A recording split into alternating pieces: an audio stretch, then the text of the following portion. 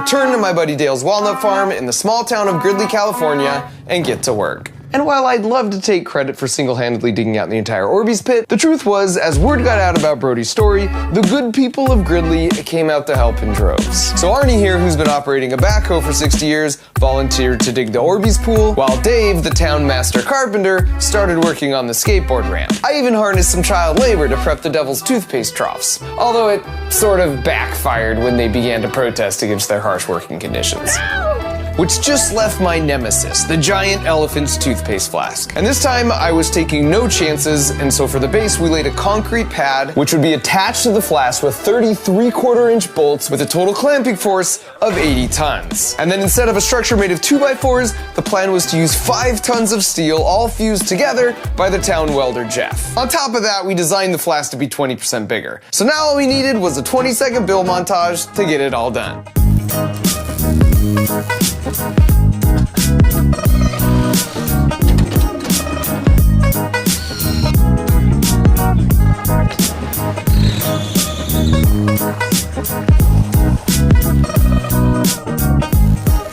And so as the party construction continued on for several days in the 105-degree heat, and that's to mix the correct amounts of hydrogen peroxide, soap, and food coloring.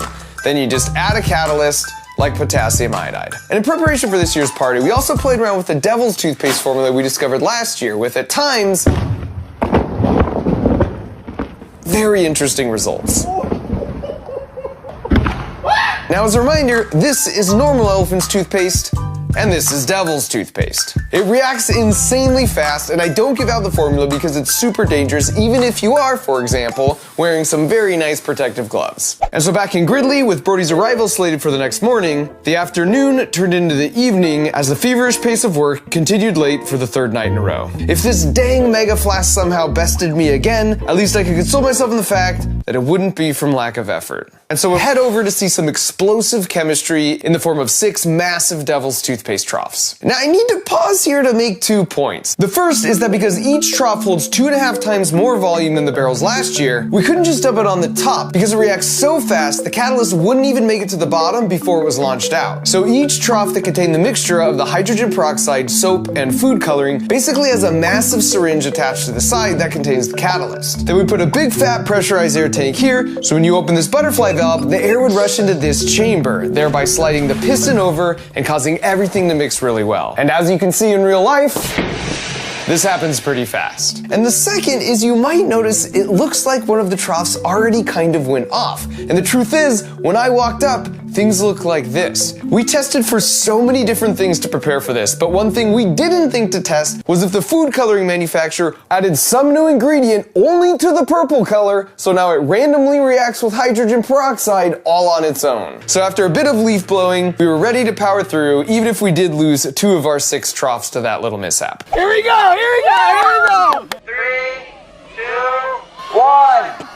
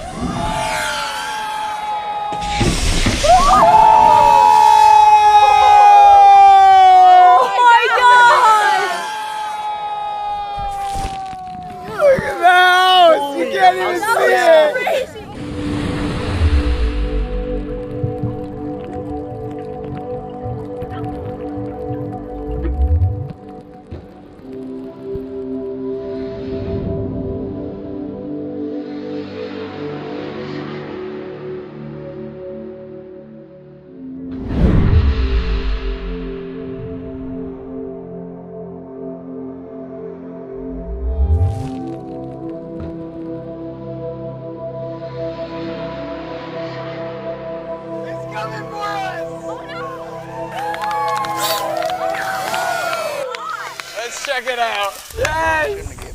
Oh my goodness. Oh, you can feel the heat. Ooh, it's hot. Fletcher, we have a camera. Go get the cameras. Where are they? They're right in the middle. I got it. What'd you guys think? That was crazy. And so while I helped clean up like a bona fide Ghostbuster, we had to get all hands on deck to prepare for the grand finale Mega Flask. Like last year, the idea was to start the reaction by having these troughs dump the catalyst into the hydrogen peroxide pool below. So chemicals had to be loaded in super carefully, because even if a small amount splashed out prematurely, we'd have an even more disastrous situation on our hands than with the purple food coloring. But the message that the flask was in its final preparations, so we all headed back over. And word apparently had spread at this point, so quite a crowd had gathered, including the mayor of Gridley. So the pressure was really on for me to finally avenge that L from last year and to get Brody a dang world record. Look at this. Huh? Hi, YouTube. And so with that, all that was left now was to place all our hopes and dreams on our engineering abilities and dump the troughs. 5, 4, 3,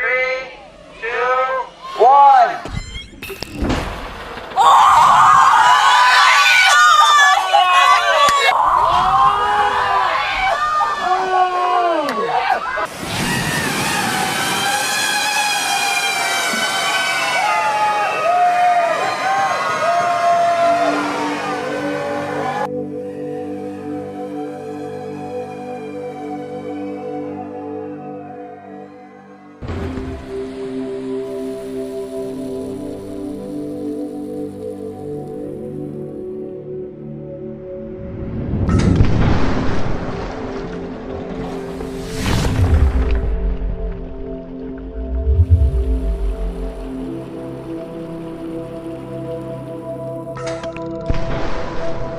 We actually had a pressure sensor in the flask, and it turns out the force pushing all the elephant toothpaste out the top is about 50 times the force you feel when pushing against a fully inflated football.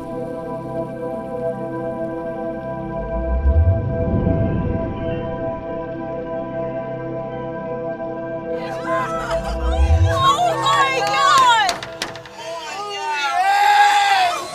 Is it still